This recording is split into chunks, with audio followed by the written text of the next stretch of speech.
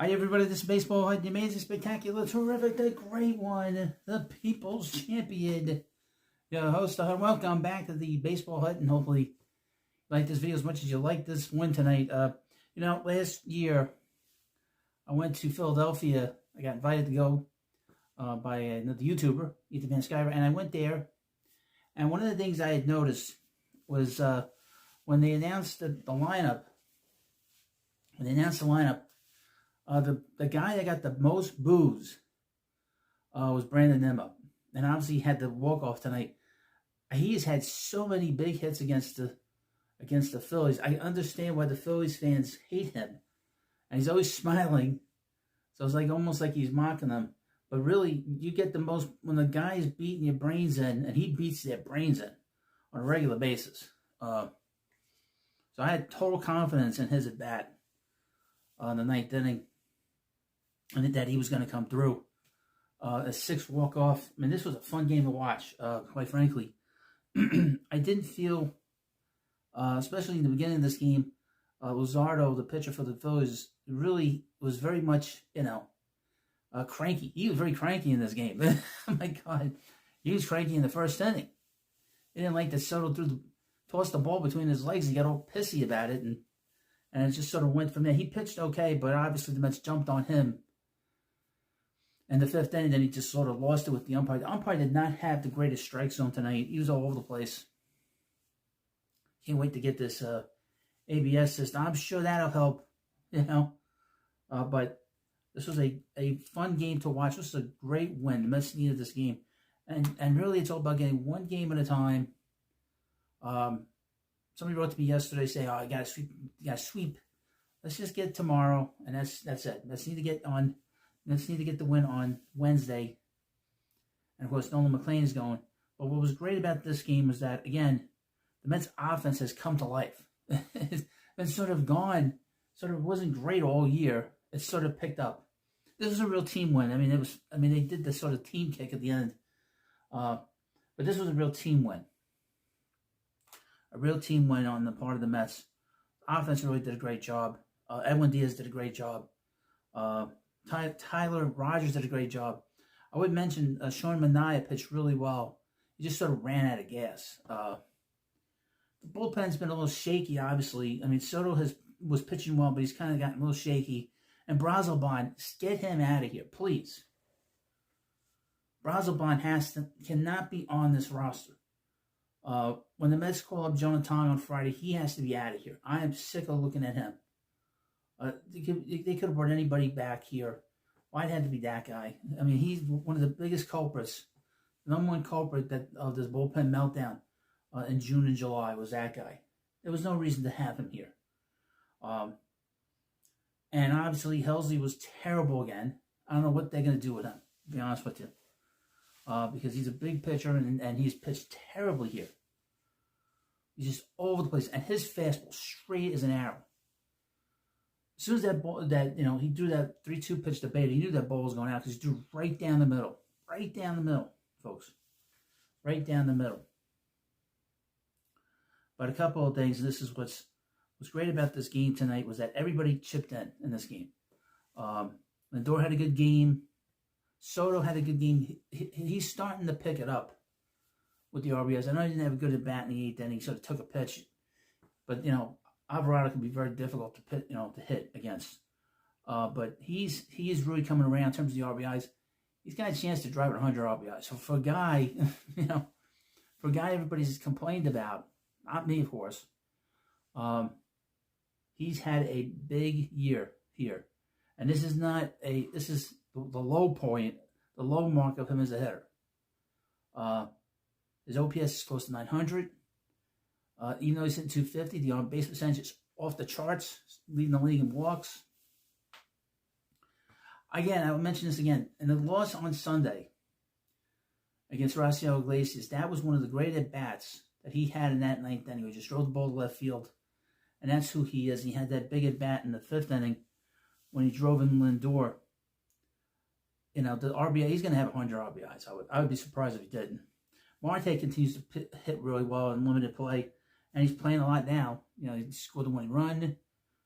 He scored the second run in this game. my third run in this game, excuse me, on the Pete Alonso double. Pete had a big game, 4 for 5, 2 RBIs. He's got 105 RBIs. Let's see if he can win the RBI total from the National League. And Brett Beatty, again, doing a good job, which I'm happy about. He's just trying to make contact, like Nimmo said it after the post game. And of course, Mark Vientos had a big hit in that 5th inning. Vientos is just taking the ball, hitting the ball the opposite field.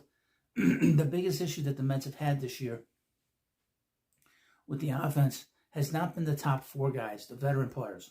The problem has been the bottom of the lineup, the young guys, Vientos, Beatty in particular, and Alvarez.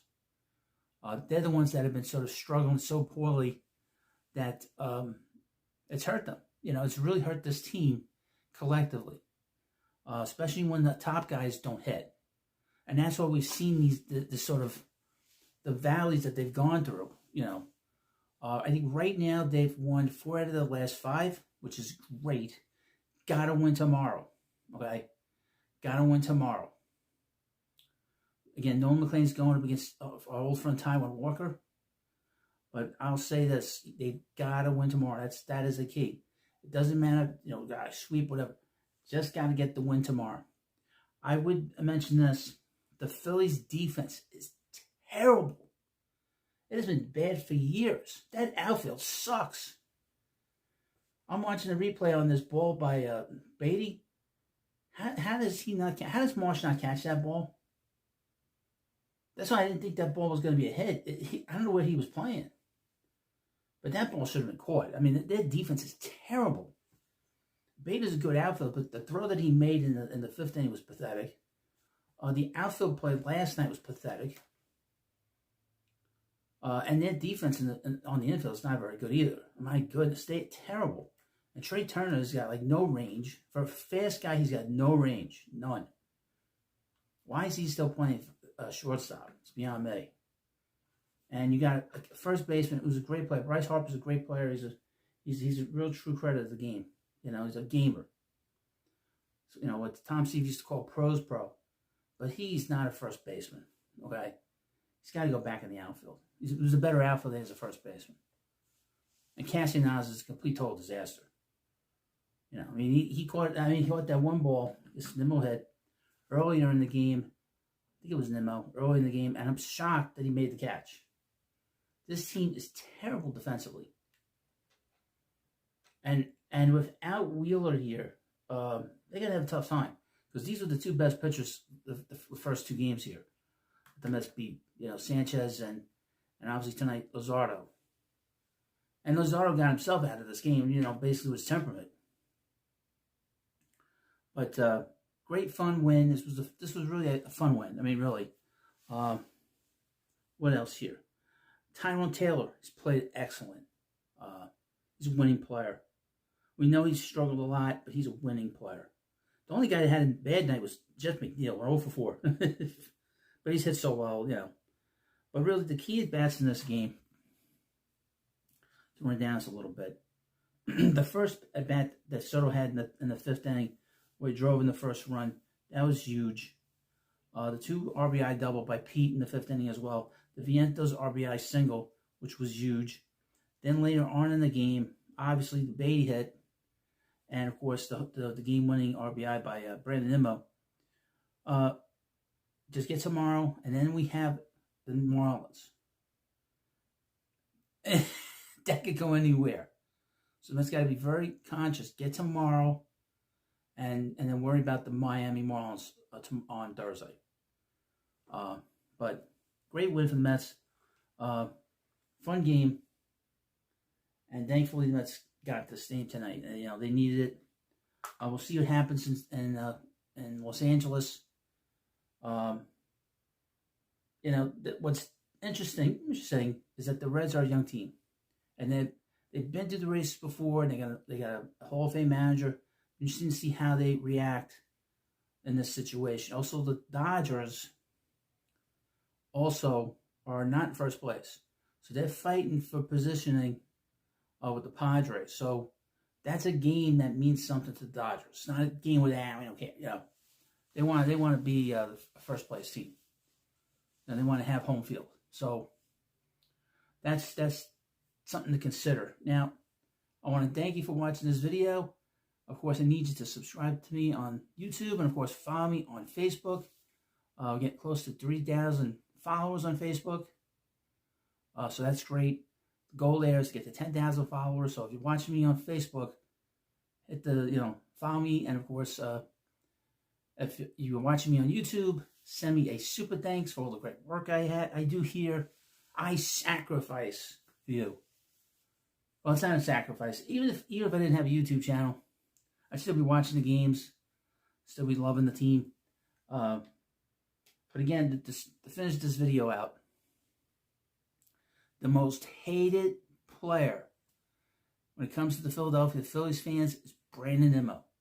Who would have thought that? But again, like I said, starting this video, they boo him because he beats their brains in every time in big spots. We saw that last year. And of course, he's going to continue to do that. This guy owns the Phillies. Well, let me know what you think about this video. Of course, please subscribe and follow the Baseball Hut, and I'll see you later. Now, welcome back to the Prospect Hub. We're talking about Mets prospects. We got an update for you, or I have an update for you from Mesmerized. Headline, Speed Demon A.J. Ewing strikes again. Now, before we get into this video, you need to hit the subscribe button, leave comments in the comment section, and watch the entirety of this wonderful, amazing, spectacular video. So let's get into it.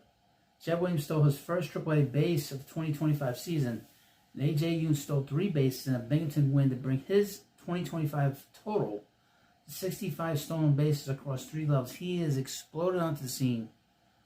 He's gone from a guy they drafted him a couple years ago, and he's just done a great job this year. And in Indianapolis, the Syracuse Mets lost 12-9. Jett Williams went 1 for 3 with a stolen base, 2 walks. Luke Ritter went 1 for 4 with a run scored, a home run, and RBI. Jared Young went 3 for 5 with 2 home runs, 2 RBIs, and a 964 OPS. Jett Williams walked twice and stole his first AAA base, but has seen his OPS drop sharply since his hot start, hoping to do a long season. Syracuse hit 5 home runs on Sunday. Ryan Clifford was placed on the temporary inactive list. Wonder what happened there. Brandon Sprout, who pitched in relief, by the way, went 3 2/3 innings, gave 7 hits, 7 runs, 5 earned, 2 walks, 4 strikeouts. At some point, I think the Mets are going to be calling him up. I think they want to put him in the bullpen. Just give him a feel for what he has to deal with. Brandon Sprout had a rough outing in his first relief appearance, allowed 4 runs in his first inning of work behind 2 walks, a wild pitch, and an error. Sprout was extremely hittable and susceptible to the stolen base, with 4 of the 5 Indians' stolen bases occurring while he was on the mound. The Binghamton Roan Ponies defeated the Portland Sea Dogs 12-10. A.J. Ewing went 3 for 5 with a double, 3 runs scored, 3 stolen bases, a walk, and 2 strikeouts. His OPS 895, double A. Nick Morabito went 1 for 5 with a run scored, a stolen base. He's got 41 stolen bases on the year. Jacob Bremer went 3 for 5 with 2 runs scored, a home run, 3 RBIs. His OPS 857. Chris Swerro went 2 for 4 with 1 run scored, an RBI, and a walk, and his OPS is 714. DH Kevin Parado went 2 for 4 with 2 runs scored, a home run, an RBI. A.J. Ewing ran wild on the Sea Dogs, notching 3 stolen bases and scoring 3 runs. Ewing has proven to be the catalyst for the Binghamton offense. Every Roman Pony had a hit, and only Nick LaRusso didn't score a run. On the pitching side, Felipe De La Cruz pitched 3 innings, he had 1 hit, 1 run, earned 5 strikeouts and a home run. Ryan Lambert pitched an inning, struck out 2. Lambert is on a heater in August, striking out 11 batters while only allowing 3 hits. Felipe De La Cruz has had an up-and-down season, but displayed his promising stuff on Sunday with solid results. He has walked 0 batters in August with 11 strikeouts over 7 2/3 innings. Wow, that's pretty good. The Brooklyn Cyclones lost to the Aberdeen Ironbirds 3-1. Boston Barrow went 0 for 3. Eli Serrano went 1 for 4. Ronald Hernandez went 1 for 3. Trace Wilhoit went 1 for 4. Brooklyn had 4 hits with 3 going for extra base hits. Ronald Hernandez has had a hit in 6 of his last 9 games. After having a strong month as a professional in July, Boston Barrel has slumped, slashing 173 in August. Right-handed pitcher Haas Brewer, when pitched an inning, gave up a hit, one unrun run, one walk, and one strikeout. The St. Lucie Mets defeated the Palm Beach Cardinals 8-1. Mitch Voigt went 1 for 4 with a run scored, a double, and RBI, 2 strikeouts. Left fielder John Bay went 1 for 3, a home run, a run scored, 3 RBIs. He is now in Brooklyn. He was promoted on Monday. Davison Gutierrez, the catcher, went 1 for 3 with a double and RBI. First baseman Randy Guzman went 2 for 5 with 3 RBIs, a court steal, and 1 strikeout. Antonio Jimenez went 2 for 4 when he scored 2 runs, and he had a walk. Mitch Voigt has had a lot of swing and miss in his game, and is not a sustainable approach for success. Joel Lara pitched 4 innings, gave up 1 walk, and struck out 4. So this is what happened on Sunday, and all the action in the minor leagues for the Mets. So let me know what you think about this video, and of course, please subscribe. I'll see you later. Hi everybody, this is the Baseball Highlight, the amazing, spectacular, terrific, the great one, the People's Champion, your host, and welcome back to the Baseball 2, and hopefully you like this video. Hit that subscribe button. This has been very quiet, this whole gambling investigation involving the Cleveland Guardians and their closer, Emmanuel Clase. How quickly, amazingly, MLB reacted to putting him on like a restricted list. And of course, we know that the whole situation with Shohei Ohtani, they basically exonerated him very quickly. Very quick justice there. But here's an article from USA Today on Bob Nightingale. I hope Bob got this article right, because he didn't get it right about the whole situation with the Mets playing the Phillies in the Field of Dreams game next year. But anyway, headline: Guardians shock MLB gambling investigation gives team no choice but to push on.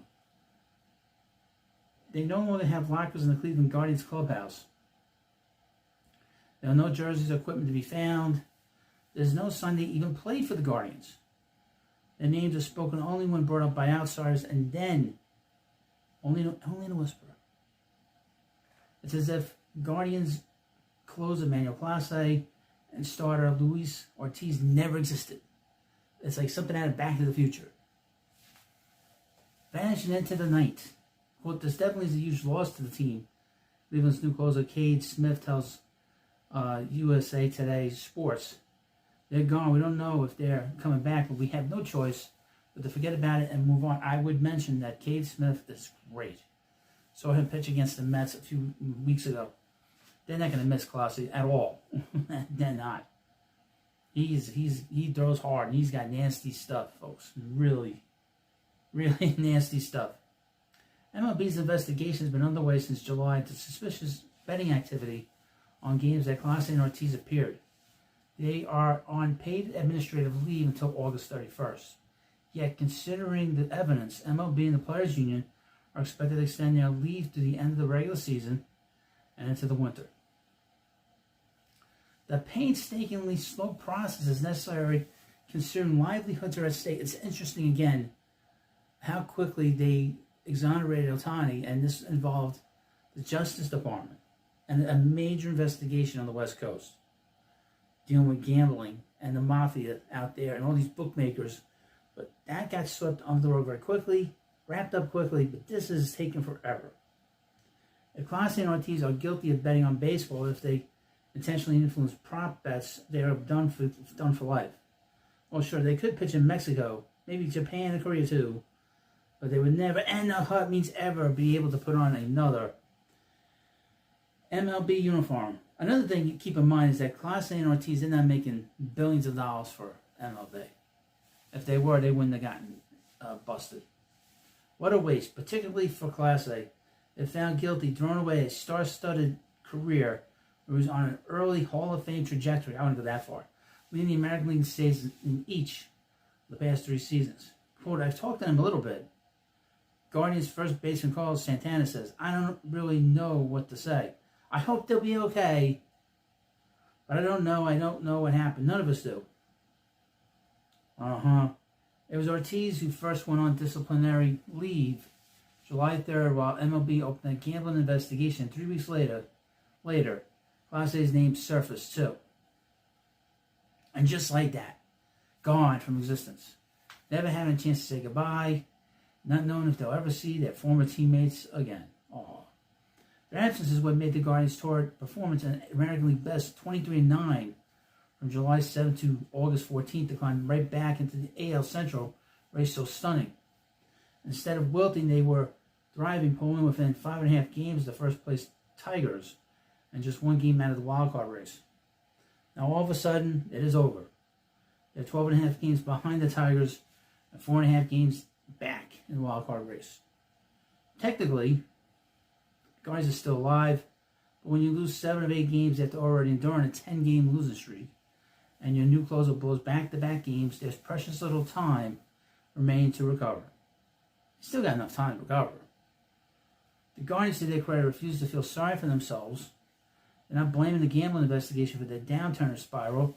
They try to pretend that it's no different than losing a player to injury. Honestly, we've lost a lot of guys in injuries or guys who have been optional or whatever. Guardians veteran catcher Austin Hedges says, in baseball, it's not a 26-man roster. It's like a 40 or 50, 60-man roster. Our group is so resilient, whatever 26 we're going to throw out there, we're going to believe in them. The Guardians won't come out and say it publicly, knowing that Clase and Ortiz are innocent until proven guilty. Considering that MLB's investigation into Shohei Ohtani's potential ties with an illegal bookie was cleared in a matter of days, it's rather worrisome that this investigation is still ongoing with no immediate resolution. Now it's the other way around. The fact that it was wrapped up so quickly, that should disturb everybody. Because justice in this country is slow moving. The Guardians have no choice but to play the waiting game, but they also don't expect either one to walk through the clubhouse door again this season, wonder if it's the last time they'll ever even see them. I mean, this is like something, this is like, I don't know. That day really sucked. I mean, it's definitely a blow when you lose 2 great players like that. Guardians All-Star outfit that Stephen Kwan says. I think we gave ourselves 1 day to mourn and get over it, but then you got to jump back into it. We'd love to see them back, but we also have to be prepared if they're not. Guardians first baseman Carlos Santana says he still keeps in touch with Clase and Ortiz, but like everyone else, has no idea. You know, this is besides, even if Clase was under investigation, he might have been dealt at the trade deadline. Clase, who averaged 44 saves a year the past 3 years, was under team control for 3.5 more years. The Guardians would have raked in a haul of prospects in the robust relief market. I mean, his name certainly was mentioned. Our message to the guys was that we don't know what we don't know. All we can control is us working hard every day. Our guys are resilient. These guys have handled things over the last year and a half, and they're built on it. Okay. And this is interesting that all this stuff is going on. They played really well. It's different pitching tonight, says Smith, who has been successful in 4 of 7 save opportunities. The 3.55 ERA since replacing Clase. Like I said, I was very impressed with Smith. So if they lose Clase forever, Smith's going to be pretty good. He needs to get some experience. But like I said, I saw him in New York. He looked pretty damn good. Pretty good. Pretty good. He looked really good. But you let me know what you think about this video. Please subscribe to the Baseball Hut 2. Thanks for watching, and I'll see you later.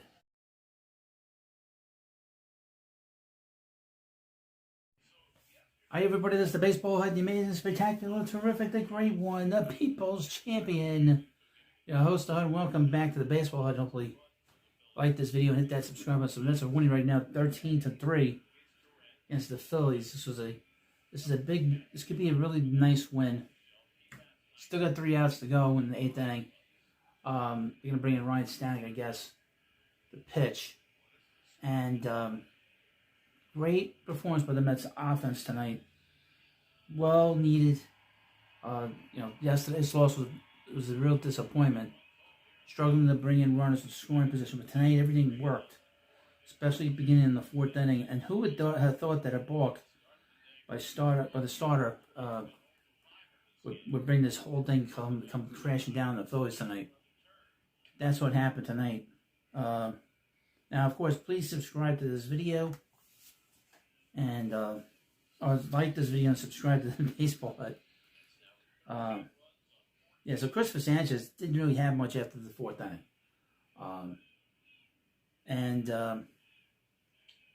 but the Mets offense really took off in the fourth inning. After that balk, I would mention that the bats that the Mets have had, they've been pretty good over the last few weeks. They're sort of a little uneven on Sunday because they left so many men on base. I thought a big at bat on Sunday's game. I know they've lost the ninth inning. You know, they tried to tie the game up in the ninth inning.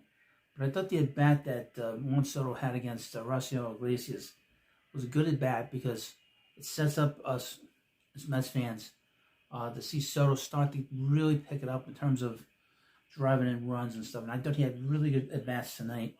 Really, all the at bats were really good from everybody up and down the line. What I thought was interesting is now that they're going to take Soto out of the game, I guess they give him a break. But what I thought was interesting is that Mark Vientos is coming around. To see him coming around, he had 2 doubles in this game, drove in 2 runs, and because he had 5 home runs last week or so or something like that, just crazy numbers. And that's great to see because now if he starts hitting, that is an extra bat in this line. That is the bat they've been missing all season long. They've been missing him all year. And they get him the last 32 games, 31 games after today, to hit like he did last year. The Mets are going to be very difficult to deal with. Obviously, they got to get the pitching. The pitching is starting to take shape. Nolan McLean has pitched really well for them. He's pitched great. Clay Holmes had a good outing the other night. Kodai Senga did not pitch well at all tonight. He pitched 4 innings, gave up 6 hits, 3 earned runs, 3 walks, and 4 strikeouts. Was not good tonight. Was not good at all. Be honest with you. And I don't know what's happened to him, but he's not pitched well. I don't sugarcoat. But the Met bullpen was great tonight. They didn't give up anything tonight. So far. Jose Castillo was going to probably going to get the win, pitched an inning. They brought him back because Reed Garrett got put on the injured list. Tyler Rogers pitched well. Brooks Raley pitched well. And, of course, Ryan Helsley I was scared shitless thinking, oh, my God, this guy's going to come in and give up 4 runs. And at the time when they had him up in the bullpen, I was like, they better score some more runs. This was in the 7th inning. And they did. Big night tonight from Luis Torrens. He's the big offensive star in this game. Drove in 5 runs with a home run, 3 hits, and 2 runs scored. He had a big night. That's good to see because his at-bats over the last 4 months have been terrible. He's been terrible the last 4 months. And obviously, like I said, Tyrone Taylor, I said that he needed to pinch hit a couple of days ago. In the game, I said that the manager blew because I thought he is a winning player. Okay, they mentioned on the broadcast how great of an attitude he has. But he is a winning player. You play him when you need big hits in the season. And it doesn't surprise me he had a big game tonight. Now, he didn't make a goof in the first inning when he dove for that ball to Trey Turner. He should have just backed off on it. I don't know if he thought that maybe if he tried to dive for it, it would prevent, maybe make the catch. Maybe the angle that he took, maybe that's why he did that. Because he did have a very strange angle on that ball. And it was hit a little too hard for him to catch it. But it was a situation that he had a great game. And he's really hit well and done a good job since he's come back over the last couple of days. Haven't been on the pine. Haven't sit on the bench. I wonder if the Phillies are getting sick of watching Mark Vientos. Because Vientos has been very quiet over the last few weeks, up until the last few weeks. And now he's starting to pick it up. As you know, he killed them in the postseason last year. So, but we'll see. Let's need to get 3 more outs. I guess they're bringing in Ryan Stan. God help me. Another guy I can't stand. Another guy I hope they get him out of here soon. Surprised they haven't DFA'd him yet. Brandon Nimmo had a big hit in the game I want to mention. Jeff McNeil had some good at-bats. He drove in 3 runs in this game. Stone and Marte had a good at bat. And again, Juan Soto's at bats have gotten better. And you want to keep an eye on Soto late in the game, move forward when they're missing a big hit. That was a big hit yesterday in Atlanta. Even though the Mets lost the game, I thought that was a very important at bat for him and for the ball club long term. So they took Soto out. They put McNeil in right field. They just want to get Soto off his feet, him being up 10 runs. And Mauricio's playing third, Beatty's playing second. Beatty scored 2 runs in this game, having replaced Marfientos in this game. There's a fly ball to left field. Brandon Nimmo's coming in to make the catch. There's a catch, 1 out. But this was a good game tonight. It didn't start off good. I would mention, if you watch the game, it didn't start off good. It's getting a little irritated early in the game. So they didn't score. They didn't have a hit until the 4th inning when Soto got a hit. So it took them a while to get this thing up and running. I believe Manaea's pitching tomorrow, I guess. And then the Mets are going to send the Cowboy, Nolan McLean, on Wednesday. And that's going to be fun to watch. So I didn't get a chance to watch his last start. Obviously, it was on Apple. I was able to watch a little bit of his first start with family. And he had really good stuff. Made a great play, obviously, on that ball behind his back. Really get a chance to really zero in on him on Wednesday against a big lineup. There's a better lineup than the Phillies lineup. Than the Braves. That's for sure.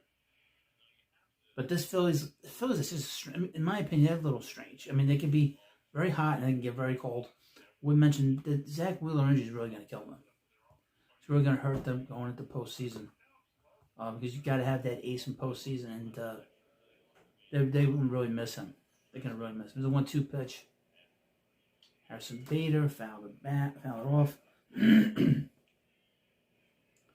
I don't know what's going to happen with Wheeler. It doesn't look like that's a very good situation because of the fact that thoracic outlet syndrome has taken a lot of great players out of here and a lot of good players, especially pitchers, out of business. As Met fans, Dungy had that. He wasn't the same after that.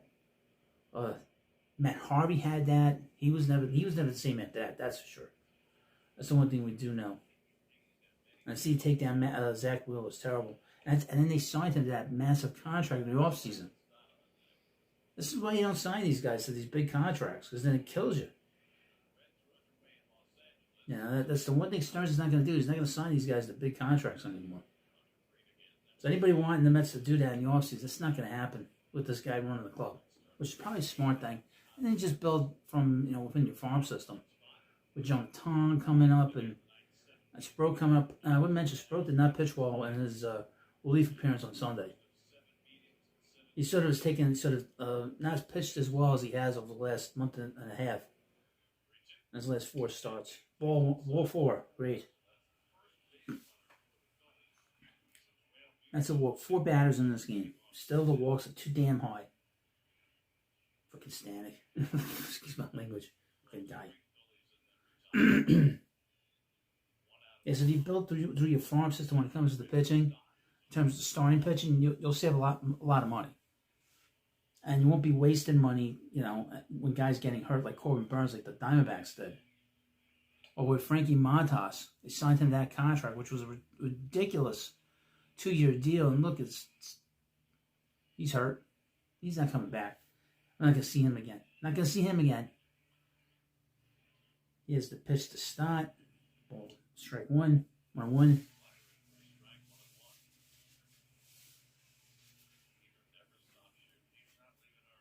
But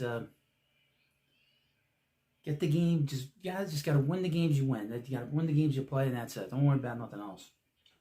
Good catch by Jeff McNeil, right field. 2 outs. 1 more out. We'll get the win and get the win in this game and move on to tomorrow. So about winning today. Don't worry about tomorrow. Don't worry about the series. Just win today. That's the most important thing. Just grind out the games. They have played much better.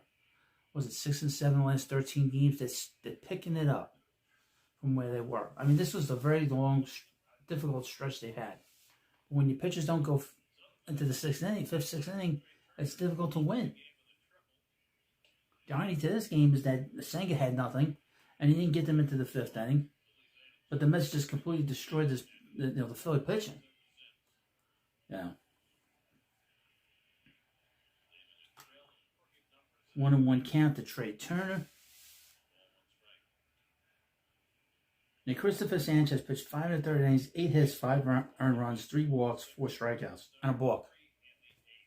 The balk was key. And they killed Jordan Romano in the 7th inning. He pitched and he gave 2 hits, which was one of the home runs to Torrance, and gave it 4 runs and struck out 2 and walked 1. And then Joe Ross came in the 8th inning and gave 3 runs. Cincinnati right now is playing in Los Angeles. They're showing his 1-2 count to Trey Turner. And of course, please hit the subscribe button and like this video. And let's see what happens here on this pitch. Ground ball to second base. Well, game's over. All right, Mets won. And I want to thank you all for coming by. Leave, of course, comments in the comments section. And I want to thank you. Be back here tomorrow. And, of course, let's keep it rolling. Let's win 3 out of the last 4. That's key. They won 4 out of the last 7 games. Yeah, every game is important. So just get today's win. Don't worry about tomorrow. Don't worry about the next day. Get today's game. Let's have a very difficult road trip coming up. But you just worry about today. Now we worry about tomorrow when we get to it. So thank you for watching. It's a fun game to watch, especially if you're a Met fan. And I'll see you later. Hi, everybody. This is the Baseball Head, the amazing, spectacular, terrific, the great one, the People's Champion. Your host, the Hunter. Welcome back to the Baseball Head 2, and hopefully you like this video and hit that subscribe button. So I guess there was some little kind of mistake made online, and the person that did this, he kind of gets criticized for the things he gets wrong, but he's a human being, for God's sake. And this is Bob Nightingale. I guess he put out a report. That's not true. So let me read you off announcing. Bob Nightingale erroneously reported Mets participating in 2026 Field of Dreams game. Effing Bob Nightingale should have known, quote unquote. Hey, these things happen. Effing Bob Nightingale should have known. That was Drew Smith at Philadelphia sports site The Liberty Line after needing to update their story in which teams would be playing in the 2026 Field of Dreams game, following the initial announcement by the USA Today baseball columnist and reporter. Okay? Well, this is not really my problem. It's not your problem as fans. This is a media problem. There's no second source. Typical nonsense from the media. This is what the media does. They don't do a second source. And when they don't do a second source, this is what's going to happen. Nightingale seemingly broke the news early Sunday morning that Major League Baseball was bringing back the Field of Dreams game for the first time since 2022. And that it would be the Philadelphia Phillies taking on the New York Mets in Dyersville, Iowa in June. Is this heaven? No, this is the Baseball Hut. However, that's sacrilege. You shouldn't say that. It's the movies. That didn't happen. Anyway, however, several hours later, Matt Gelb and Dan Hayes at The Athletic reported the Phillies would face the Minnesota Twins in Iowa in August. Nightingale amended his report accordingly. But again, the media does not do due diligence. There's a lot of times this goes across the entire spectrum of the media. It's not just the baseball media. The baseball media is usually pretty good, but the regular media lies. They lie too, but it's different because this is just a mistake. Corrections and clarifications. The previous version of this article incorrectly stated the teams who will play in the 2026 Field of Dreams game read an update at the top of Nightingale's article. Hey, it happens. Given that the correction came several hours after the initial report, many Phillies and Mets outlet had to update and amend their stories on the game. Several outlets still had the erroneous information Sunday afternoon. While perhaps not the greatest tragedy the world has ever known, it's the latest in a long line of reporting gaps for Nightingale, who's developed a reputation for needing his work double-checked and verified. Everybody's work should be double-checked and verified. especially if they have, I guess, a press pass, and they get that to sort of, they're the one group in the Constitution that has exclusive rights, and they should make sure you get it right, because that is a sacrosanct right that they get in the Constitution. But this is not the first time we've seen stuff like this. You know, the YouTuber Wardy posted did a video on the Mets signing some minor league player, and made a big deal out of it, and then MLB trade rumors went with it, and he was totally wrong, and the Mets still haven't signed that pitcher. It was a pitcher, remember right? The pitcher that had pitched, I guess he pitched for the Cardinals a few years ago, and he's been hurt for the last few years, and Wardy went with it and made a fool of himself, and then just sort of erased it without sort of mentioning how he screwed up. But your host didn't forget, and most people didn't forget. But that's how some of these media people, or try to be, these wannabes want to do. But they don't say, well, I made a mistake or whatever. But hey, these things happen, you know. As long as he's got one team, you got one team right. What do you want from me? You got one team right. He should say that. Look, I got one team right. I got the Phillies right. Just not the Twins in Iowa. Well, you let me know what you think about this video. And of course, please subscribe to the Baseball Hut 2. And I'll see you later. Well, welcome back to the Prospect Hut. We talk about Mets prospects here. And of course, there was actually something that happened really big in Syracuse. I wanted to get to this first because, you know, I do the day after. You know, like for today's Sunday, you go over the action that happened on Saturday. But I wanted to go through this one game very briefly. A performance that was not a good performance by a big Met prospect.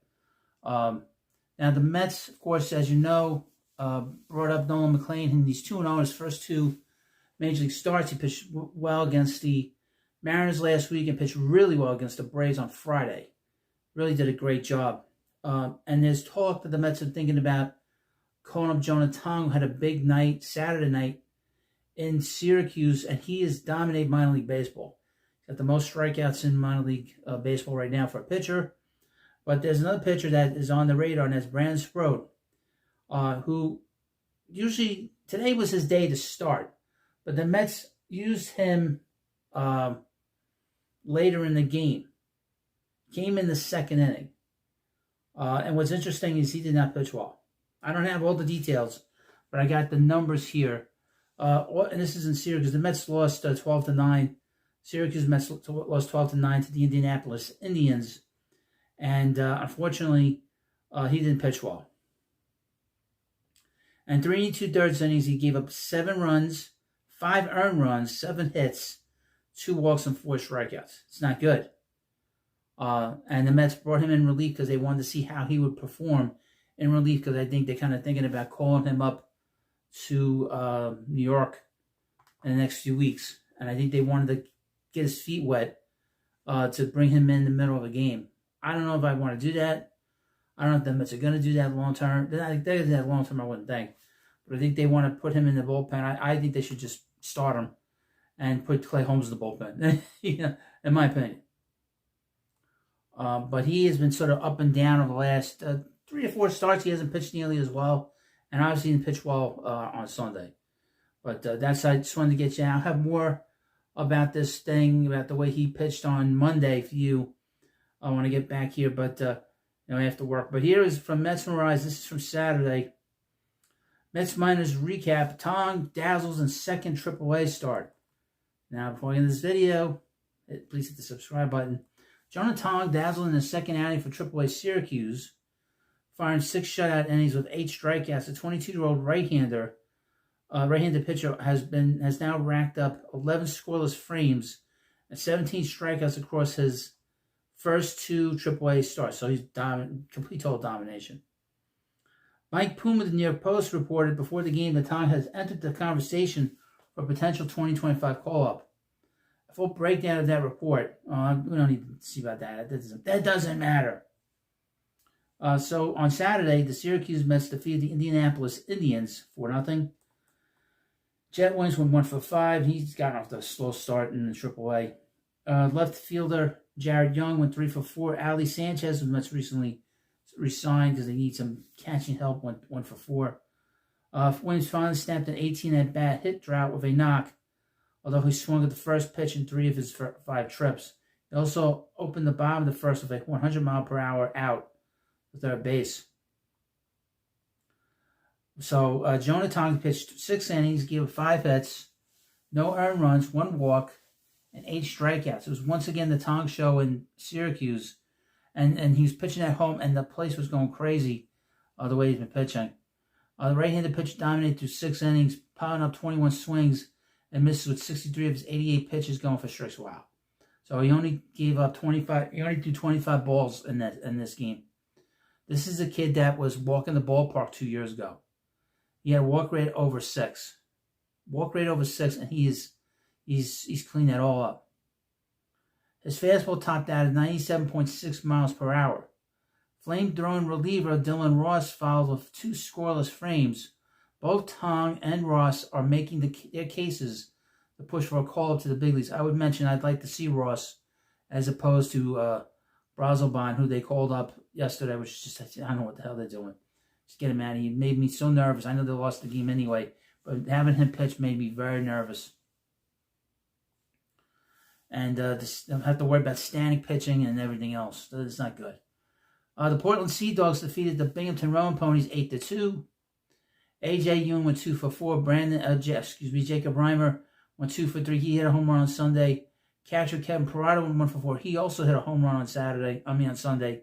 It was a rough day offensively for Binghamton, who squandered multiple chances with runners in scoring position. They loaded the base with 2 outs in the first before Parada struck out on 3 pitches. Parada laid battled through a 7-pitch at bat in the 5th, with men on second and third, but came up empty again. One of the lone bright spots was third baseman Jacob Reimer, who posted another multi-hit effort. He's now batting .283 with an .880 OPS and 6 extra base hits in August. He's had a very good year. A right-handed pitcher, Brendan Gurton, went 2/3 of an inning, gave up 2 hits, 2 earned runs, 1 walk. His ERA is 4.76. Right-handed pitcher Brian Metalor pitched an inning and struck out 2. The Rowan Ponies pitching staff had a rough day on Saturday. Started Brendan Gurton. Exited after just 2/3 of an inning with an apparent injury. Oh, that's not good. And Volk reliever Daniel Juarez struggling in relief.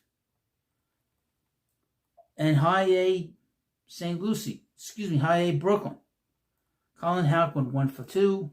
The former first-round pick and Houck had a fantastic day at the plate, on a single to center in the 4th inning and grounding out a 9-pitch at bat in the 5th. Outside of Houck, however, Brooklyn's offense struggled, and the Aberdeen Ironbirds defeated the Brooklyn Cyclones 5-3. 3 players struck out at least 3 times, including slugger Trace Wilhoit, who had a golden sombrero. The Cyclones ended up going down on strikes a total of 14 times in the night. Gotta swing the bat, guys. Right-handed pitcher Will Watson pitched 6 innings, gave 1 hit, no earned runs, 2 walks, and 5 strikeouts. His ERA on the season is 1.70. Watson extended his scoreless streak to 14 innings on Saturday, allowing just 1 hit over 6 strong innings. The Cyclones looked to have a solid 3-0 lead, but lefty Ryan Ammons struggled in relief, getting 4 earned runs in just 2/3 of an inning, including 2 walks. This is like the first time I've seen him ever get any runs, Ryan Ammons. Been with the Mets organization for 2 years. The first time I've heard and read him giving up runs. Hunter Hodges followed and issued 3 consecutive free passes. Overall, the Cyclones combined for 5 straight walks in the 8th inning between Ammons and Hodges. Oh boy! And St. Lucie Mets lost to the Palm Beach Cardinals 6-1. Mitch Voigt went 0 for 4 for walking the stolen base. The Mets' 2025 first-round pick continued his struggles on Saturday. Pitchers have been attacking him with 2 low breaking balls and sky-high heaters. He hasn't made the necessary adjustments yet. He also committed an error in the field. St. Lucie managed just 1 run, and the lineup struck out a combined 16 times. Left-handed pitcher Davio Hurtado pitched 4 innings, gave up 4 hits, 2 runs, 0 earned, 1 walk, and 3 strikeouts. And Mets Rise has him ranked as number 27th overall in the Mets farm system. But the big news here is what happened on Sunday, and that's what Brandon Sproat did not pitch well. He didn't pitch. He pitched 3 2/3 innings. That's not great. He gave a ton of runs, and I don't know if that's such a good idea. The Mets having him come out of the bullpen, but you let me know what you think about this video, and of course, please subscribe to Prospect Hut, and I'll see you later. Hi everybody, this is the Baseball Hut, the amazing, spectacular, terrific, the great one, the People's Champion. Your host, the Hut. Welcome back to the Baseball Hut. Hopefully you like this video. Hit that subscribe button. I'm recording this video in the 9th inning. That's winning right now, 9-2. They got a lot of runs tonight, and looks like there's gonna be a double play. No double play, but Mets are winning 9-2 in this game. They hit 6 home runs in this game, but the big thing is they got good pitching from Clay Holmes. He went into the 7th inning, folks. He went, oh my goodness. I don't even know what to say at this point. Get all tongue-tied, but the Mets got another guy to go into this late in the game. He went into the 7th inning. 2 nights in a row we had stars going to the 7th inning. That's huge. Back in the day, everybody went into the 9th inning, but now that is a major victory. We got back-to-back games where Mets starters went into the 7th inning. We had Nolan McLean went 7 innings last night. Another error by the Braves in this inning, and of course tonight Clay Holmes went into the 7th inning and he pitched really, really well. And we have keeping score as you can tell. I'm sure you can't tell, but the Mets had 2 games in a row where the starter went into the 7th inning, and that makes an enormous difference when you're trying to just win just a ball game, and they're doing a great job. So they have to keep it going. We'll see what happens tomorrow, but the most important thing is to get the game tonight. Right now, the Reds are losing to the Diamondbacks. I think it was 7-0, they said before. And the Phillies won tonight. This is a deep fly ball to center field by Sanger. Caught at the wall. But the Mets have scored, like I said, 9 runs in this game. 2 runs in the 9th inning, 2 home runs, 6 home runs in the game. The Mets had an unbelievable 3rd inning because they left 2 men on base, 2nd and 3rd. Lindor and Soto on 2nd and 3rd, and Pete popped up, and Vientos struck out, and then Jeff McNeil crushed the ball. And one of the funniest home run calls we've ever heard is Gary Cohen saying that he hit the snot out of the ball. It was pretty funny, pretty amusing, and I thought that was funny. Posted it on X, and hopefully you go check it out. Not on X, I'm on Facebook, and hopefully you get to check that out. It's really, the call is great, and you can find it anywhere, really, quite frankly. But it was a funny call. And then the Braves started to rally a little bit in the 4th inning. Clay Holmes walked a couple batters, but the Mets wiggled out of it and they got out of that inning. Let's play really good defense in this game. When you get good pitching, your defense is going to be on their toes and not going to be on their heels. The Mets got good pitching and good defense in this game. And then in the 7th inning, the Mets put the game away. It started with this unbelievable 2-run home run, and it was unbelievable because he got up under it. But of course, Pete is so strong; he's the greatest home run hitter in Mets history. He hit a pop-up, just went over the right field, right by the pole, and right field. Surprised it didn't go foul. It was more interesting to see if it was going to go foul, than it was if it was going to go out. Thought it was going to go out, but whether it was going to be fair, and it was. And then of course we had another home run after that with Vientos. We had back-to-back home runs. Vientos is getting hot. He's got 4 home runs on this road trip. And that was great to see. And but the real big star of this game, offensively, was Starling Marte. Went 3 for 3 in this game. Threw a run around at the plate, stole 2 bases, hit a home run. He had an excellent game. He's really the star of this game, to be honest with you. Amongst the position players, obviously, Holmes getting the Mets into the 7th inning again. Another starter getting into the 7th inning. And then in the 9th inning, we had back-to-back home runs, again by Mark Vientos. He's got 11 home runs. And Jeff McNeil's got 12 home runs, and that was the 2nd home run of the game. What's interesting is that when you get the starting pitching, it really relaxes everything, obviously. Now Diaz is coming out to start the 9th inning. We'll see how he pitches. Let's have a 7-run lead. They need to get him out there. And there were a lot of things that happened today with the Mets. A lot of talk with the Mets coming into tonight. First of all, Frankie Montas is done for the season. I wanted to see him gone off this team. Unfortunately, he had an injury. We wish him well, but he's not going to really pitch next year. So that contract was a complete total bust. Complete total waste of money. Flush the money down. That's why it's so important to develop your own pitching, because then at least you're not spending tons of money on these veterans that get hurt so quickly. Which brings us to the next point. Nolan McLean has done such a great job. There's all kinds of talk within the Mets organization, and this was posted by Mike Puma today of the New York Post. The Mets are seriously considering bringing up Jonathan, which I was very surprised because he only has 2 starts. He had a start tonight. He had a start tonight in AAA. It's his second start, and he pitched really well. He has pitched 2 games in AAA. Has not given up a run. I believe he's pitched 12 innings, and he's struck out 18. The guy strikes out. He's got the most strikeouts in the minor leagues by any pitcher down there. And the Mets are talking about him behind the scenes, calling him up. I was surprised to see that with his lack of experience in AAA. And I would think if that happens, I wonder if Clay Holmes will be going into the bullpen. I'd like to see that, just to give Holmes a blow. I know he pitched really well tonight. He had his sinker going really good tonight. But obviously, the Mets should consider doing that just to improve the bullpen, give Clay Holmes a bit of a breather, and put a really young pitcher in there to give him a shot. But he will be on an innings limit, like young pitchers are normally. Also, Rand Sprout, he pitched well on his last start. Keep an eye on him. Maybe the Mets consider to do something with him. Struck him out. Sit down. That wife beater, Marcell Ozuna. Should say that. Ryan Stanek should be out of here.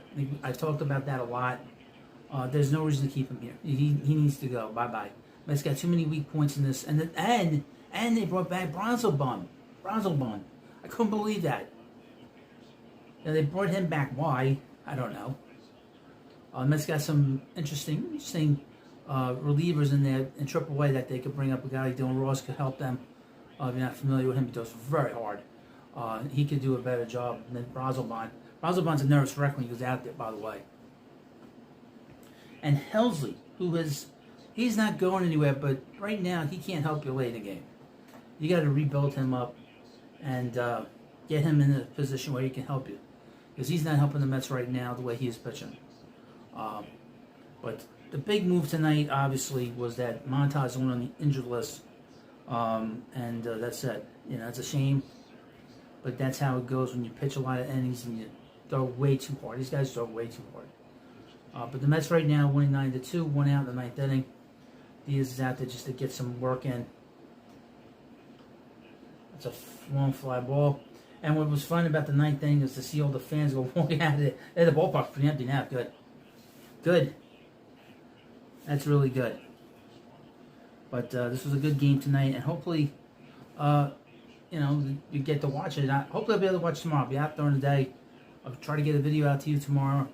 And of course, we'll see what happens. But a couple of things you need to know about on the Baseball Hut too. I will have a big video. I have a big video on Jomboy. Okay, I had done a video on him and his producer about a month ago, talking about how the producer had said during his own live stream that George Springer should kill himself because he scored a run against the Yankees, and I thought that was not appropriate. Well, someone had sent me a video of a whole bunch of Yankee fans that was streaming and reacted to all the stuff that was going on during the World Series last year, and I found a very disturbing video that has something to do with the producer and what happened in that World Series. It's in there, and I will post that video once this Met game is over. As soon as this Met game is over, I'll also put the link in the description into this video for that, because that's important. We can't have these unhinged people hanging around the game, and that's simple as that. So Mets will be playing tomorrow. Then they play a 3-game series against the Phillies. It's not gonna be easy. And then at home, I believe they play the Marlins after that. A 4-game series. That's gonna be a headache. That's gonna be a headache. That's for sure. But I want to thank you for coming by. Of course, if you love my channel and you love what I do, please send me a super thanks. You'll be doing some live shoots at some point. But hopefully you come by, leave a super thanks to help me out. And of course, thank you for watching this video. Check out the Jomboy video later on, and I'll see you later. Now, welcome back to the Prospect Hut, and hopefully you like this video.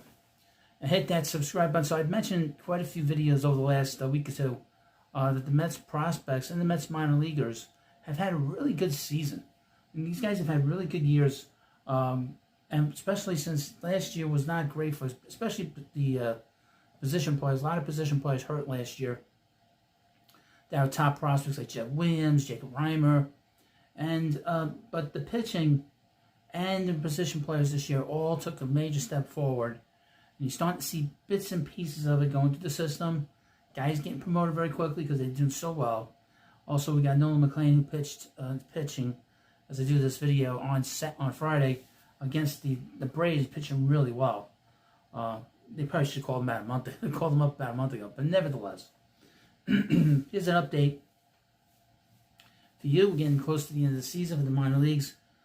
Jonathan Santucci shines for Binghamton. This, of course, is from Mesmerized. Yeah, the Mets have had such a up and down season, but the minor leagues have not. They've been really good. Like I said, the minor league system has done a great job. All those guys should get a raise. Syracuse was ambushed in their loss. Binghamton managed 5 hits between 2 players and lost despite a wild outing from Jonathan Santucci. St. Lucie pulled out of the victory behind a scorching hot performance by Jonathan Enriquez, and Brooklyn came up short in the loss on Thursday. The Indianapolis Indians crushed the Syracuse Mets 16-1. Well, you know, wasn't a good night last night, but just in general, this is a real downer. Jeff Williams went 0 for 5. His OPS now is at 634. He hasn't played a lot of games, obviously. It's going to be up and down. Luke Ritter went 2 for 4 with runs scored and a home run. Ryan Clifford went 1 for 2. He had a big night Friday night. Had 2 home runs at Syracuse. Had a big night. Since his hot start with Syracuse, Williams has cooled down significantly. Ritter's the best performer at the plate and on the mound, which would be Ohtani-esque if it weren't for the fact he doesn't pitch. Oh, okay. Pitching on the mound for the Mets in Syracuse, Dom Hamill pitched an inning, gave 7 hits, 7 earned runs, 1 walk, and 1 strikeout, and gave a home run. Jonathan Pintado pitched 2 innings, gave 2 hits, 3 earned runs, 3 walks, and a strikeout. Boy, oh boy. Bad night. It's not a bad night.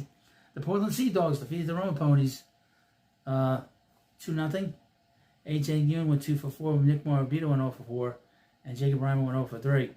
Yoon and Jeffrey De Los Santos combined for all 5 of the Roma Ponies' hits, with 3 more hitters reaching base via the walk.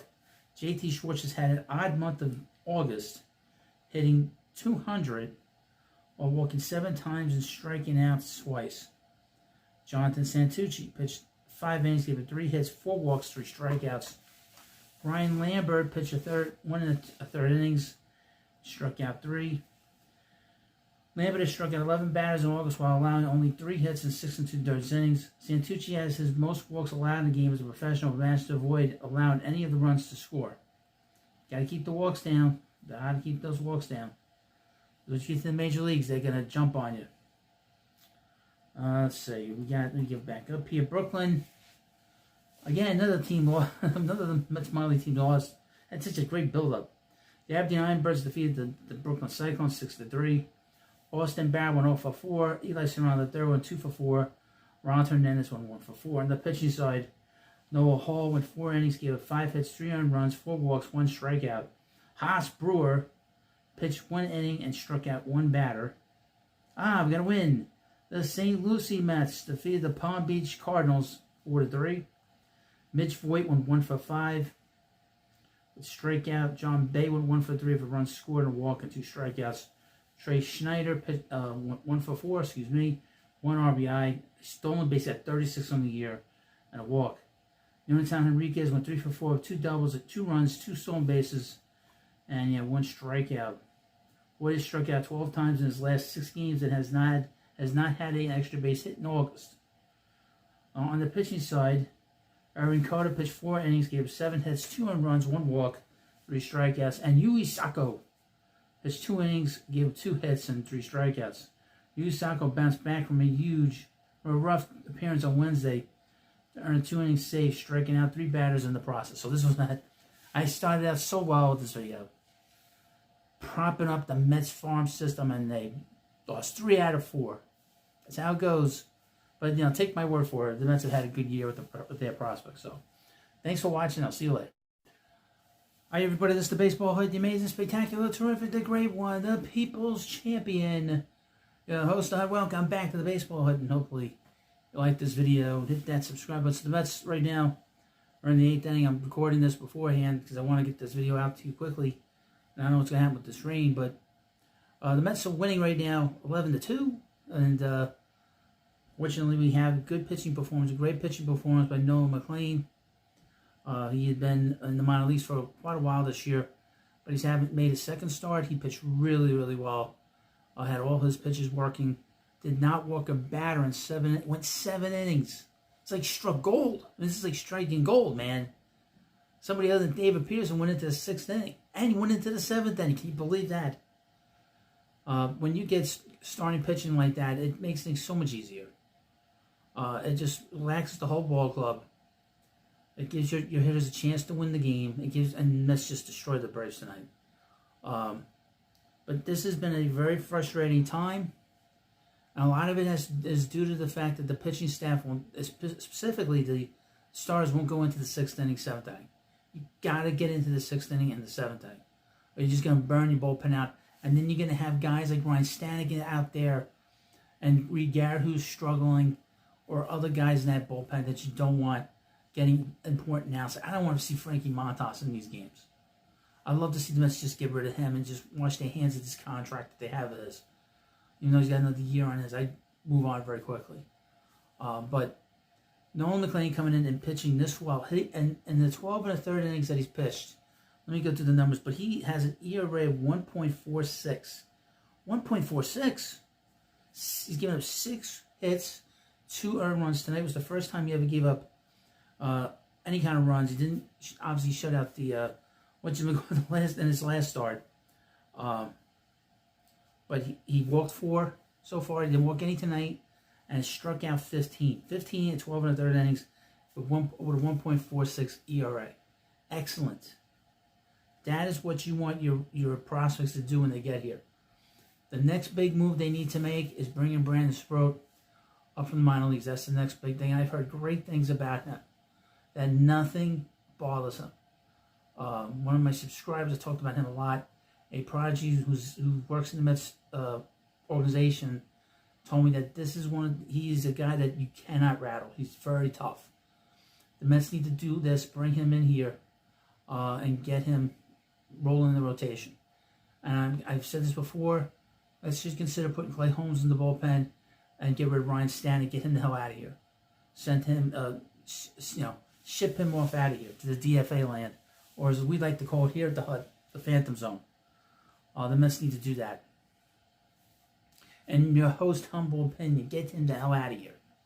I've seen enough of him and his stupid sign of the hell he's doing. But and I would give kudos to Hayden Sanger, who drove in 3 runs tonight. He looked pretty good. And then Tyrone Taylor, I said he's got to play more. He had 3 hits tonight. Brett Beatty, kudos to him. I've been very tough on him.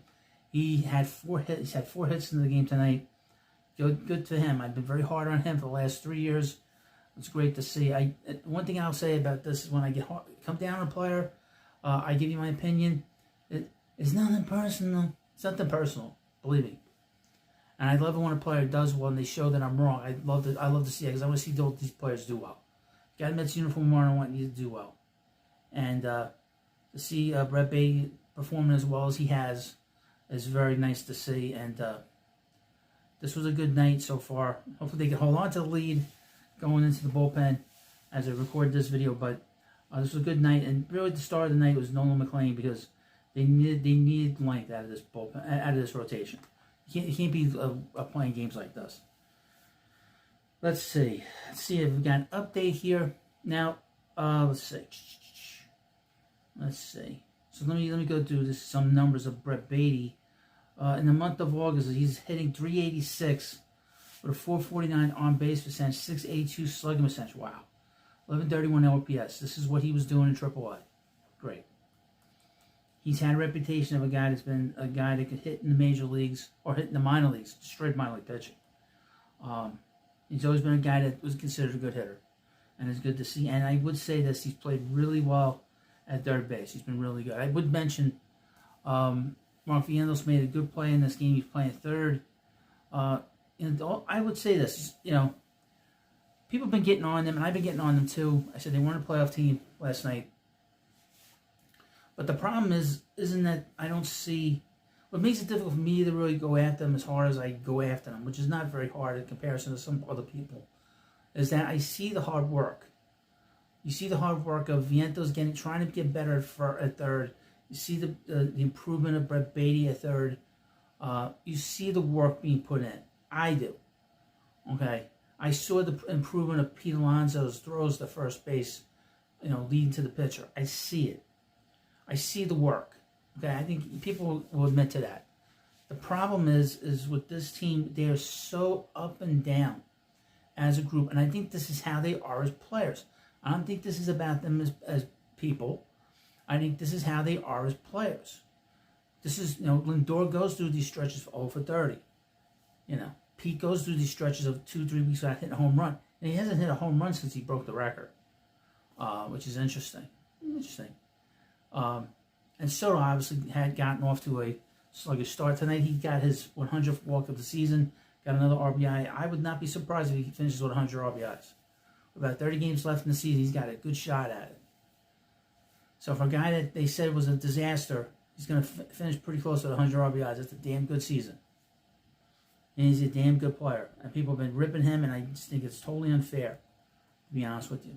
Because I know what kind of player he is, and he will get a big hit in a big spot. Because he can hit anybody's pitching. That's what makes him so dangerous. But over the next couple of days, we'll just keep watching this team. I mean, there's nothing really we can do. Just got to enjoy the games, and people don't want to hear that, but it is frustrating to watch the sort of up and down nature of this club. But this is, like I said, this is how this team is. This is how this particular group is. And like I said, I don't think it's from lack of work. I don't think it's from lack of not caring.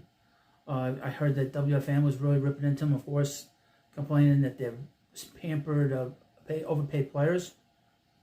Well, they're overpaid broadcasters, too. I don't see the lack of work here. I see the work there, but the results aren't there. And when you don't have the results, then you question the work, obviously. You just got to, tomorrow night, we'll see where they go, and then we'll see where we are on Sunday. But I was concerned going into this game. So far, knock on wood, the game's not not over, but get the win tonight, and then we'll see what happens tomorrow. But Nolan McLean's really the star of this game tonight. The Oklahoma Cowboy, the Otani Cowboy, did a great job tonight. 7 innings, 4 hits, 2 runs, no walks, 7 strikeouts, and 94 pitches. Wow, big game. That's a notch on the belt. That is an awesome performance. And the Mets needed it. They totally desperately needed it, especially after Manai didn't finish 5 innings last night. This is what they needed. 94. That's efficient. In the old days, this kid would have gone 9 innings. Back in the old days, he would have gone into the 8th inning with about 110 pitches. I'd probably finished with 130 pitches to finish the game out. There's 94 pitches in 7 innings. That's pretty good. That's efficient. And he struck out Ronald Acuna out after he hit the home run against him. That's pretty impressive, too. So, let me know what you think about this video. Exciting night for the Mets and for us, really, to see a young pitcher making a name for himself. He's going to be somebody to keep an eye on. Him and hopefully Sproat and Jonathan. Those guys this is going to really be a fun team next year. But got to finish the season. Got to win this wild card. I would mention that I guess the Phillies were losing. They blew a game. Johan Duran blew the game. First blown save for him in Philadelphia. I don't know what the results of that game is, but thank you for watching this video, of course. I'll keep you posted on everything that's going on with the Mets. You need to hit that subscribe button. It's the best Mets channel on YouTube, and of course, this is the place to be. Also on Facebook, please follow me on Facebook. This video will go on there, and I'll see you later. So welcome back to the Prospect Tab. We're going to get into the action, not the action, but just give you a rundown on what happened on Tuesday and Wednesday in the Mets minor league system. But before we get into this video, please watch the entirety of this video, and of course, hit the subscribe button if you're new. So this is from Mets Rise. They do a great job. I did other places I could find, but this is pretty good.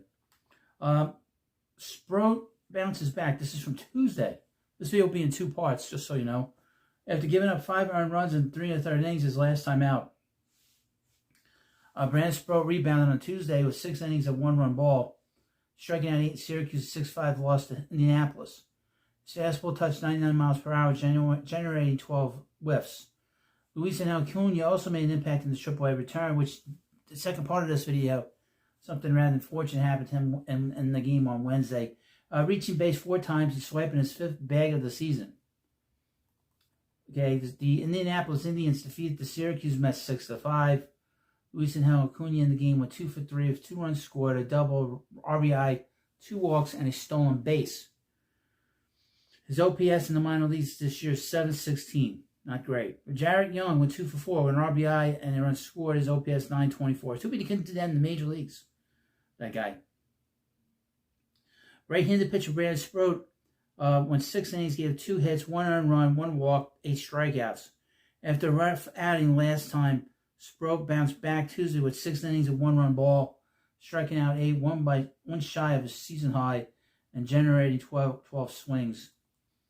The Binghamton Roma Ponies in AA lost to the Portland Sea Dogs 8-3. Center fielder Nick Morabito went 1 for 5 with a home run, 2 RBIs. Chris Suaro went 3 for 5 with a run scored. His OPS since getting promoted is .752. Catcher Kevin Parada went 1 for 4 with a run scored and a double. Kevin Parada's quality put together a strong year in AA Binghamton, highlighted by a dominant August in which he slashed .333 with a .429 on-base percentage, .528 slugging percentage with a .956 OPS. That is very interesting because the Mets have an issue with their catcher situation. And he's not considered a prospect for whatever reason because he played so poorly the last year and got out to a very slow start this year. To see him doing this well is very nice to see. Looks like he's putting in a lot of hard work to get himself back righted. We'll see, but the Mets need to figure out what they're going to do with him. I don't know if he might be in trouble with the Rule 5 draft this offseason, but he might be an interesting case. The Mets should think about protecting him from him getting picked, and having him put on the 40-man roster. Mets only had 3 catchers on the roster and not a lot of depth at AAA, aside from Sanger. So that's something we need to sort of watch. But he's had a very good August and a very good year, which is nice to see. Luis Moreno pitched 2 innings, gave up 6 hits, 5 earned runs, no walks, and 2 strikeouts. Felipe De La Cruz pitched 2 innings, gave up 3 hits, 2 earned runs, no walks, and 2 strikeouts. Well, at least they, giving up 8 runs, at least they gave up 7 runs, they didn't walk anybody. Moreno struggled over his last 3 outings, allowing 8 runs across 9 innings, pushing his season ERA to 5.02. The Brooklyn Cyclones defeated the Aberdeen Ironbirds 5-4. Nick Roselli went 1 for 4 with a run scored, a double, and 2 strikeouts. Trace Wilhoit went 1 for 2 with 2 runs, a walk, and a strikeout. Despite managing just 5 hits on Tuesday, the Cyclones edged the Ironbirds 5-4, fueled by 4 early runs across 5 first 2 innings. Nick Roselli, coming off his walk-off on Sunday, supplied Brooklyn's lone extra base hit. The highlight of the night on the pitching side is Haas Brewer. Pitched an inning, gave up a hit. He has found his groove in high A. Brooklyn posted scoreless outings in 6 of his last 7 appearances, also just 1 walk over that stretch. The St. Lucie Mets beat the Palm Beach Cardinals 8-5. Mets number 3 draft pick in this year's draft, Antonio Jimenez, went 3 for 5. Scored 2 runs, had a double, 3 RBIs. His OPS is .693. Mets number 1 pick, Mitch Voigt, went 1 for 3 with a run scored, 2 walks, a strikeout. His OPS is .466. Shortstop Jeremy Rodriguez went 2 for 5. A run scored and a strikeout. His OPS is .564. His stock has taken a major hit this year. First baseman Chase Meagers went 1 for 3 RBIs and a walk. Jimenez notched his first professional extra base hit on Tuesday. The Mets' 2025 third-round pick owns a .389 on-base percentage to his first 46 at-bats. So that's good. Joel Lara pitched 2 innings, he had 2 hits, 1 earned run, 4 walks, and 2 strikeouts. 18-year-old Joel Lara surrendered his first earned runs in low-A ball, while command remains a concern, 34 walks in 53 innings. His fastball touches 97, and he continues to miss bats. Mets Dominican Summer League teams wrapped up their season on Tuesday. Okay, the DSL Mets Blue lost 7-2, while the DSL Mets Orange won 198. Super prospect is how they say it. Super prospect in the making. Elian Pena wrapped up his impressive first-year professional baseball, hitting .292. Get this, .292 with a .421 on-base percentage, .528 slugging percentage for a .949 OPS. With 9 home runs in 55 games played. He played awesome. And he had gotten off to a horrible start. He was 0 for his first 24, so he hit over 300 after that start, and his OPS thing was over 1,000. Just an incredible season by a very young player, just getting his career started. I would think that next year he won't be in the DSL. He'll probably be in the Florida Complex League, I would think. So, but we'll see. We'll keep our fingers crossed on that, and we'll see how we'll follow him. He's probably the Mets' best prospect, to be honest with you. Now, here's what happened on Wednesday in the Mets minor league system. Reimer stays hot, goes deep, and he's a rising prospect in the Mets system. The Mets had an excellent season in the minor leagues. So many prospects that were hurt last year, like Reimer and Jeb Williams and Drew Gilbert's no longer with the Mets. Got traded. Guys really had stepped up, and they really had a very good year. Jacob Reimer hit his 7th home run of the season and a Binghamton win. Luis Angel Acuna was injured on a collision at first base and a Syracuse loss. John Bay notched 4 hits in St. Lucie extra innings loss, and Franklin Gomez struck out 7, but the Cyclones still lost. Indianapolis Indians defeated the Syracuse Mets 6-0. Jeb Williams went 0 for 4. Luis Angel Acuna went 0 for 3. Obviously, he had just a massive collision with the first baseman. haven't gotten word as to what his injury is, but he did leave the game. Ryan Clifford went 0 for 3. Ryan Clifford has struggled since his promotion, going 5 for 27 with 3 RBIs. Syracuse managed just 3 hits on the day, none for extra base hits. It's going to take Clifford time to adjust. He's one of these hitters that needs that time because he's not a line drive hitter. He's a power hitter. It's going to take him a little bit of time. I would think that it's going to take him a few weeks to get going. And then before we know, the season's going to be over, and then he'll have to start over again like everybody else next year. Right-handed pitcher Dylan Ross pitched an inning, struck out 2. Might be with the Mets in September. We'll keep an eye on him. Hopefully, Razakar Brazelbaum will not be back here. I'm not going to read anything about him. Douglas Orellana had his best outing in AAA thus far, striking out 3 in 2 1/3 innings of work. Brandon Waddell was hit around, failing to get out at the 4th inning. I hope we don't get to see Brazelbaum again. I had enough of him. The Binghamton Rowan Ponies defeated the Portland Sea Dogs 4-1. A.J. Yoon went 2 for 5, 2 doubles, a run scored, an RBI. His OPS and AA is .687. Nick Morabito went 2 for 4 with an RBI. He's got 50 on the season. He's got 37 stolen bases on the year, 770 OPS. Jacob Reimer was DHing with 1 for 2 with a run scored, coming through his home run, 2 RBIs and a walk. His OPS in the season is .801. All Jacob Reimer does is hit, cracking his 7th home run for the Roma Ponies and showing much improved plate discipline in August, walking 8 times to 10 strikeouts. Every Binghamton player reached base at least once on Wednesday. Reimer and Ewing both recently cracked ESPN's top 100 prospect list. R.J. Gordon pitched 7 innings, gave 2 hits, 2 walks, 7 strikeouts. R.J. Gordon has been very strong in August with a 2.19 ERA in the month, striking out 25 batters over 24 and 2/3 innings. The Met pitching through the minor leagues has been excellent for the most part. All the Met prospects that you expect to do well have done well, and even guys that you didn't expect to do well have done well, which is unusual. It tells you about the Mets pitching lab. The Aberdeen Ironbirds defeated the Brooklyn Cyclones 7-6. Trace Wilhoit went 1 for 3 for runs scored, a home run, an RBI, stolen base, 1 walk, and 2 strikeouts. Eli Serrano III went 1 for 5 on an RBI and 2 strikeouts. Colin Houck went 1 for 4 with 2 strikeouts. Franklin Gomez pitched 5 innings, gave up 4 hits, 2 runs, 1 earned, 1 walk, and 7 strikeouts. Christopher Gomez is having a rough August, allowing 10 runs in 7 1/3 innings with 7 walks. Hunter Hodge struck out 2 in his 1 1/3 inning, 1 1/3 innings of work. In 11 innings, the Palm Beach Cardinals defeated the Mets in St. Lucie 11-9. Mitch Voigt went 2 for 5, a run scored, and 2 strikeouts.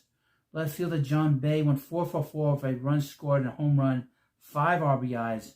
His OPS in St. Lucie is 1063. John Bay has exceeded expectations, putting up great hitting numbers as an undrafted free agent. Jonathan Enriquez has been a different player in August, possibly pushing himself in the back end of the Mets prospect list with a speed and utility profile. He went 2 for 5 with 3 runs scored, a home run, and RBI's OPS on the year is 738. Leo Noavalis went 2 innings. He had 2 hits, 1 earned run, 2 walks, and a strikeout. His ERA in the season is 1.66. Yuhi Sako pitched the 3rd of an inning, gave 1 hit, 2 runs, 1 was earned, and a home run. His ERA in the season is 7.71. So not every pitcher has done well. Every St. Lucie pitcher today allowed at least 1 run. Jonathan Jimenez walked 4 batters in his 2 innings of work. So this is what happened on Wednesday. And, of course, let me know what you think about this video as a whole. And, of course, I give you as many updates as I can every day. Once in a while I'll miss an update, but I try to get them as quick as I can for you. I do work a lot. So thank you for watching, and I'll see you later.